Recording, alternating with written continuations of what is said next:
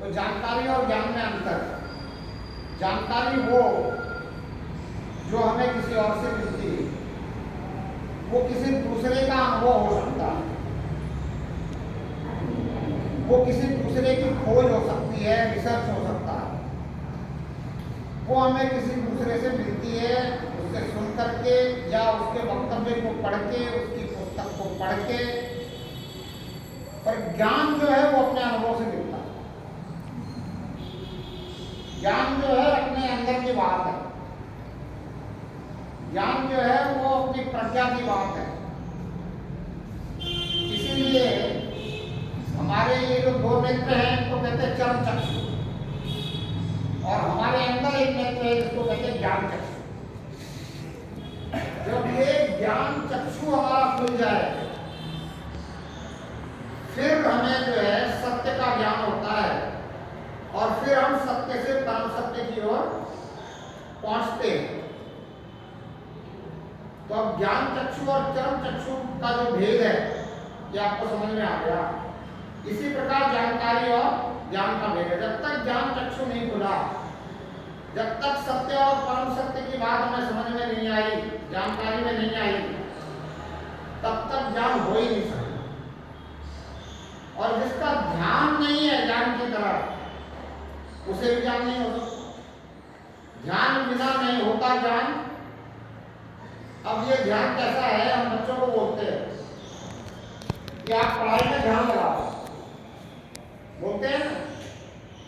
हम किसी को बोलते हैं आपका काम में ध्यान नहीं है, आप ध्यान से काम करिए। तो ये जो ध्यान है ये आपको लगाना पड़ता है। ये ध्यान के लिए आपको सजग होना पड़ता है। आपको होश में रह करके इस ध्यान को पूरी तरह से उस विषय वस्तु पर केंद्रित करना पड़ता है, जिसको ध्यान सिखाने वाले कहते हैं कि ध्यान से एकाग्रता।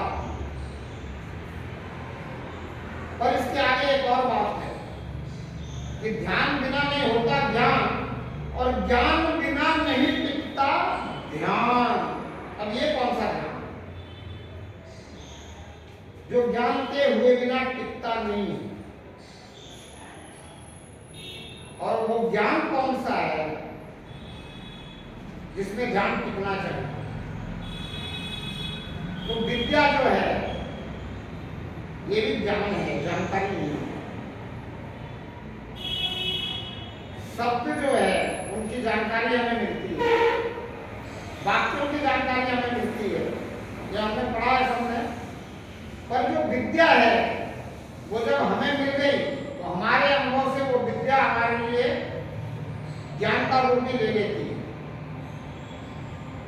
और जो आपके पास विद्या हासिल हो गई, जो आपके लिए ज्ञान के रूप में परिवर्तित हो गई, उसके लिए आपको फिर ध्यान रखना नहीं पड़ता, वो ध्यान में हमेशा रहती है। रहते नहीं रहते। तो वो ज्ञान हो गया, इसलिए ध्यान टिका हुआ है। उसके लिए आपको कोई प्रयास नहीं करना, कोई कोशिश नहीं करनी। करनी है क्या कोई कोशिश कि आपके ध्यान में ये विद्या रहे? कोई कोशिश नहीं करनी। ये आपके ध्यान में रहता ही है, और ध्यान विद्या से रहता ही है कि मुझे इतना तो आता ही है, इतना तो मैं जानता ही हूँ, इतना तो मैं समझता ही हूँ, इसको तो मैं पहचानता ही हूँ। तो ज्ञान जब हो जाता है तो उस ज्ञान पे ध्यान हमेशा रहता है, और जब तक ज्ञान नहीं होता तब तक ध्यान हमें लगाना पड़ता है। तो आज हम क्या कर रहे हैं, परमात्मा में ध्यान लगाने की कोशिश करते हैं। क्यों? क्योंकि हमें परमात्मा का ज्ञान नहीं है, इसलिए ये ध्यान हमें लगाना पड़ता है, ध्यान करना पड़ता है। और इसी कारण से ध्यान की तमाम दुकानें बनी हुई हैं। कोई कहता है आज आपको ये ध्यान सिखाता हूँ, कोई कहता है आज आपको ऐसा ध्यान सिखाता हूँ, कोई कहता है वैसा ध्यान सिखाता हूँ। और इन ध्यान की दुकानों में जब आप जाते पढ़ते हो तो आपको जो भी कुछ सिखाया जाता है उसके आप हैबिचुअल हो जाते हो, आदी हो जाते हो, जिसके कारण आपको वहां जाना अच्छा लगने लगता है। तो ये होता है ऐसे जैसे किसी को नशा अच्छा लगने लगता है, तो वो नशे की तरफ दौड़ता है और उसे अच्छा लगता है। तो वैसे ही ये नशा हो जाता है, जैसे आजकल कई लोगों को मोबाइल का नशा अच्छा लगता है। बहुत सारी जानकारियां मोबाइल में मिलती है, बहुत सारी सूचनाएं मिलती हैं, बहुत अच्छा विज्ञान ने हमें एक साधन दे दिया है जिससे हम पूरी दुनिया की बातों की जानकारी रख सकते हैं। पर अगर उसके हैबिचुअल हो जाए तो वो जानकारियां सब गौण हो जाती है, फिर हम उसमें कुछ भी देखने लगेगा, क्योंकि हमारा एक हैबिचुअल, कुछ भी देख रहे हैं, कुछ भी कर रहे हैं, कुछ भी लोग डाल भी रहे हैं। लेकिन अगर हम हैबिचुअल नहीं हो तो हम उसमें से सिर्फ अच्छी बातें लेंगे, अच्छी चीज़ों की लिए ही हम उसको हाथ में उठाएंगे और उसमें सर्च करेंगे, रिसर्च करेंगे कि किसने इस विषय में क्या कहा है, मुझे इस विषय के बारे में समझना। तो ऐसे ही जब हम ध्यान के लिए चलते हैं तो हम परमात्मा का ध्यान करना है तो पहले परमात्मा को पहचानना है, फिर ध्यान करना नहीं पड़ेगा, फिर ध्यान रहेगा। और अभी तक आपको पता है कि आपने परमात्मा को पहचाना नहीं है। पहचान लिया क्या किसी ने? नहीं, सिर्फ मान लिया। जिसको भी किसी दूसरे ने परमात्मा घोषित कर दिया उसको मान लिया। और किस कारण से मान लिया? क्योंकि हमारे पूर्वज मानते आए, क्योंकि हमारे माताजी मानते आए, पिताजी मानते आए, दादाजी मानते आए, दादी जी मानते आए, इस कारण से हमने भी मान लिया कि ये परमात्मा है। और एक मानने का कारण ये भी बना कि हमें अनुभव भी होता है कि परमात्मा तो है, नहीं है ऐसा नहीं है। बहुत से ऐसे लोग हैं जिनके माताजी, पिताजी, दादाजी, पूर्वज परमात्मा को मानते थे और वो नहीं मानते, उनको हम नास्तिक कहते हैं ना। और मुझे आज तक कोई नास्तिक नहीं मिला, और जो अपने आप को नास्तिक कहता है उसको भी मैं आस्तिक साबित कर देता हूँ, क्योंकि वो नास्तिक नहीं है। अगर नास्तिक हो तो वो चर्चा करने ही नहीं आए। जिस बात को हम मानते नहीं और या मानना चाहते नहीं उसमें हम क्यों चर्चा करेंगे? अगर वो चर्चा कर रहा है इसका मतलब कि वो मानना चाहता है, उसको मानना पड़ेगा, उसको अनुभव हो रहा है कि मेरे अलावा और कोई ऐसी शक्ति है जो मेरे पैरेलल में काम कर रही है या मेरे से ऊपर होकर काम कर रही है, और वो उसको समझना चाहता है। और वो निगेटिविटी से लेकर के समझना चाहता है, इसलिए आपसे आगे टकर जाता है कि देखें ये सिद्ध कर सकते हैं कि नहीं कि परमात्मा है। तो मैं उनको कहता हूं कि अगर तुम मेरे पास ये सिद्ध करवाने के लिए आ रहे हो कि परमात्मा है तो इसका मतलब तुम आस्तिक हो, पर तुम अंधविश्वासी नहीं, तुम अंधश्रद्धालु नहीं हो, तुम अंधभक्त नहीं हो,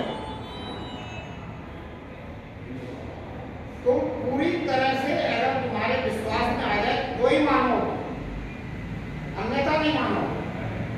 तुम्हारा अभी तक विश्वास अधूरा है, तुम अभी समझ नहीं पा रहे हो कि इस शक्ति को मैं प्रकृति कहूं या परमात्मा कहूं, जो भी मेरे पैरेलल काम कर रहे हैं।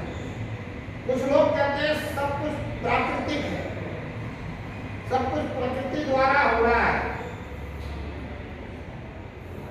पर हमारे जैसे लोग, आपके जैसे लोग कहते हैं परमात्मा द्वारा। क्यों कहते हैं? समझ के कहते हैं कि बिना समझे कहते हैं? कोई बोलेगा इस विषय में? मैं प्रकृति को, परमात्मा को, प्रकृति एक दूसरे का पूरक मानती हूँ। परमात्मा और प्रकृति को एक दूसरे का पूरक मानना है, बहुत सुंदर है। और प्रकृति परमात्मा ने बनाई है वो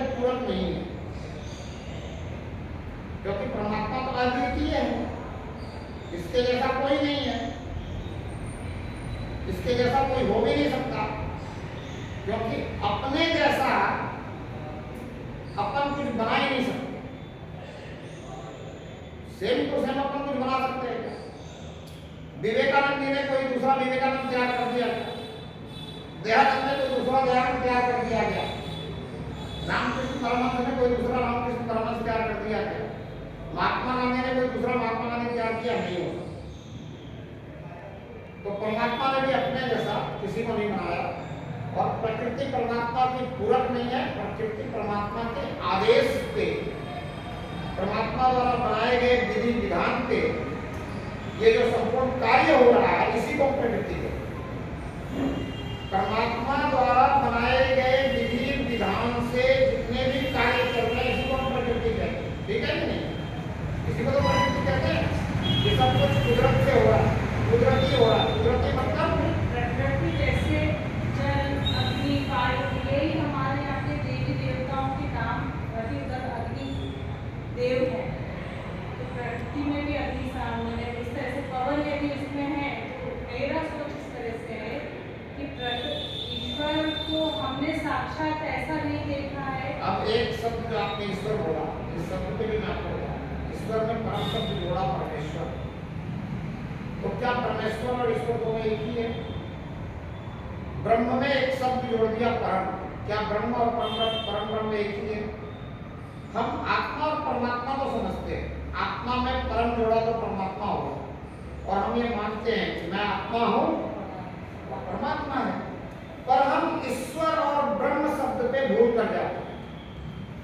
आत्मा शब्द का ही पर्यायवाची ईश्वर है, आत्मा शब्द का पर्यायवाची ही ब्रह्म है। इसलिए परमात्मा शब्द का पर्यायवाची परमेश्वर है, परमात्मा शब्द का पर्यायवाची परब्रह्म है।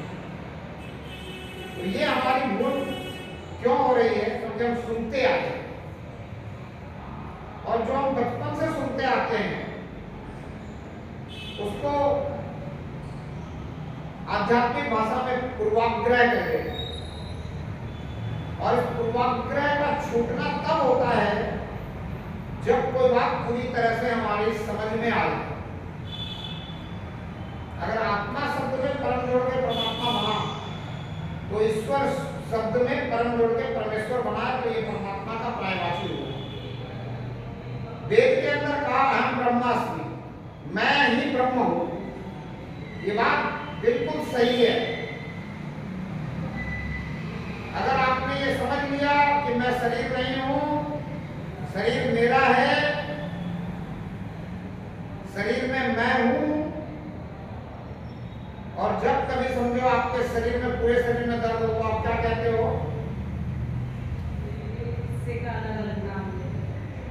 पूरे शरीर में दर्द हो, फिर भी आप डॉक्टर के पास जाओगे तो कहोगे डॉक्टर साहब मेरे तो पूरे शरीर में दर्द हो, मेरे पूरे शरीर में दर्द हो रहा है, ये मुझे पता चल रहा है। तो यानी मैं वो हूं जिसे पता चल रहा है कि शरीर में दर्द हो रहा है। तो इसका मतलब ये हो गया कि मैं शरीर नहीं हूं। और जब तक आपने ये मान लिया है कि मैं शरीर हूं, तब तक आप ब्रह्म हो नहीं सकते। और जिस दिन आपने ये पक्का ठान लिया, मान लिया, जान लिया, समझ लिया कि मैं शरीर नहीं हूं, उस दिन से आप अपने आप को समझ लो कि आत्मा हूं, ब्रह्म हूं, ईश्वर हूं।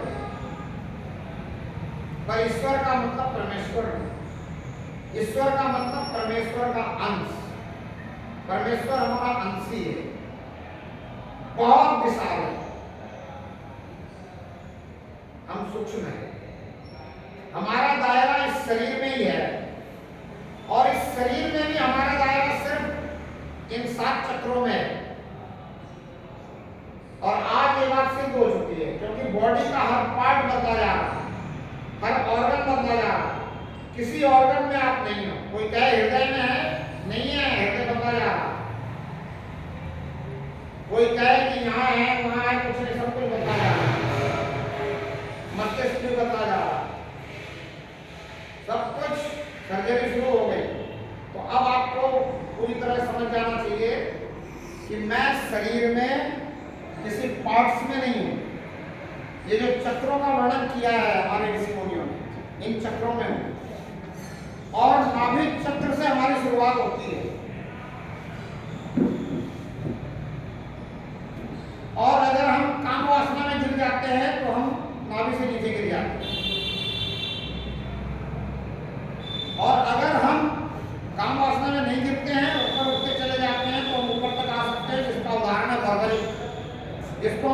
श्याम जी बोलकर पूछते हैं।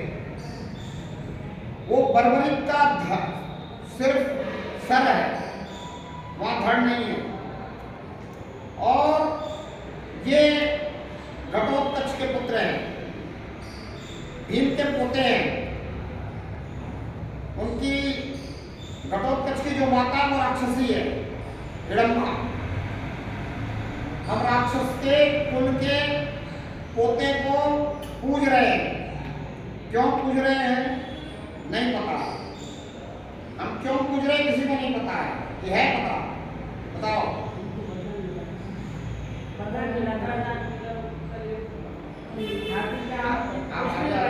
आप आगे आ जाओ।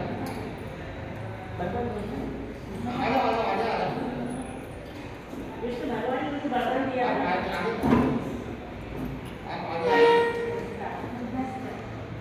विष्णु भगवान ने वरदान दिया कि आपको आप भी आगे की लाइन में आ जाओ। है नहीं 6-7 चुके आगे की लाइन में नहीं। कृष्ण भगवान ने वरदान दिया था। ये आपको बताया किसने? बताने वाले कृष्ण स्वयं नहीं है, ध्यान रखना। बताने वाले आपको कृष्ण स्वयं नहीं है। और बहुत सारी बातें करने को, पर मैं एक बात फिर उठाता हूँ। ये बात अगर पीछे छूट गई तो इसका अफसोस नहीं करना। ये मेरे से अगर आप चर्चा करना चाहो तो व्हाट्सएप पे कर सकते हो। मैं ऑनलाइन भी आपके लिए मौजूद रहूँगा। जब मुझे समय मिलेगा तब मैं जवाब दे दूँगा। जब आपको समय हो आप सवाल कर सकते हो। ये मत कहना कि भाई महाराज ने 2 दिन जवाब नहीं दिया तो जवाब नहीं आने वाला। जवाब जरूर आएगा, समय के अभाव में ना दिया जा सकता। नहीं, जब है ना बर्बरी का चीज जो है, जब धड़ लेने लगे कृष्ण भगवान, तो बर्बरी ने ये कहा कि मैं आप जैसा पूजूं। ये आपको बताया, ये पूछा। भागवत जी मैं इस बात से नकार नहीं रहा। भागवत जी में मैं इस बात से नकार नहीं रहा। आपको भागवत जी ने बताया। भागवत जी लिखने वाले उस समय वहां मौजूद नहीं थे। व्यास जी वहां मौजूद नहीं थे। गीता लिखवाई व्यास जी ने, महाभारत लिखा व्यास जी ने, वहां मौजूद नहीं थे। एक श्लोक, गीता का पहला श्लोक जिसका अर्थ आप पढ़ लेना, वो पास्ट टेंस में है, प्रेजेंट टेंस में नहीं है, भूतकाल में है। धृतराष्ट्र संजय को पूछ रहे हैं कि कुरुक्षेत्र में खड़े हुए मेरे पुत्र कुरुक्षेत्र में खड़े हुए हैं, उन्होंने क्या किया? क्या पूछ रहे हैं? क्या किया? क्या कर रहे हैं? नहीं। अगर संजय को वाकई में दिव्य दृष्टि मिली होती तो धृतराष्ट्र ने यही पूछना चाहिए था कि क्या कर रहे हैं। तुरंत देखो और तुरंत दिखाओ, लाइव टेलीकास्ट। जैसे आप देखते हो मैच, तो मैच देखते हुए अगर कोई अंधा व्यक्ति देखता हो और उसे मैच में इंटरेस्ट हो तो आपसे पूछेगा, तो क्या पूछेगा? बोला कितने रन हुए? क्या पूछेगा? कितने रन हुए हैं अभी? तो वर्तमान में बात करेगा। लेकिन वहां बात है कि क्या किया, क्या कर रहे हैं, नहीं। अगर आपसे कोई पूछेगा, अंधा व्यक्ति, टीवी में मैच चल रहा है, तो बोले कौन खेल रहा है, कौन खेला नहीं। तो क्या किया का मतलब ये है कि उससे मैं ये भाव लेके चलता हूँ कि आपको जो बताया गया है उसमें थोड़ा सा कहीं ना कहीं धाला माला है। धाला माला आप समझते हो, मारवाड़ी शब्द है। इसका मतलब संजय को दिव्य दृष्टि मिली थी कि नहीं मिली थी, इसमें संशय है। अगर मिली होती तो क्या करना है, पूछना था। तो कुछ बातें ऐसी हैं जो आपको बताई गई हैं, पर कहीं कहीं ऐसा प्रमाण मिलता है कि जो सही होने में थोड़ा सा संदेह है। और उस संदेह के कारण अगर किसी संत से आप ऐसा पूछो कि पहले इसको पे क्यों ऐसा कहा गया, तो कहेंगे 9 दिन के बाद पूछा है। तो 9 दिन के बाद क्यों पूछा है, और 9 दिन के बाद ही संजय उनके पास आए हैं क्या, और 9 दिन के बाद ही संजय क्यों आए हैं रिपोर्ट देने के लिए?